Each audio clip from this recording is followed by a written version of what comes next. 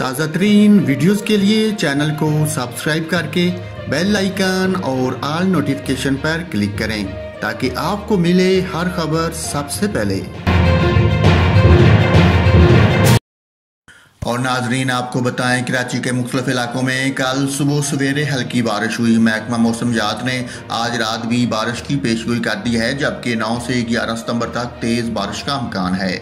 महकमा मौसमियात ने बताया कि कराची में 9 से 11 सितंबर तक तेज़ हवाओं के साथ मूसलाधार बारिश हो सकती है।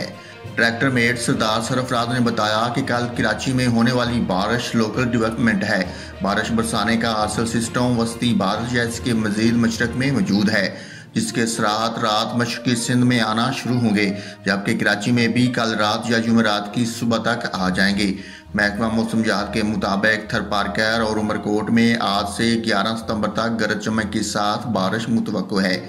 उन्होंने मजीद कहा कि आज रात भी कराची में बारिश होगी, जबकि बारिश का स्पेल 9 से 11 सितंबर से तेज़ बारिश का बहस बनेगा।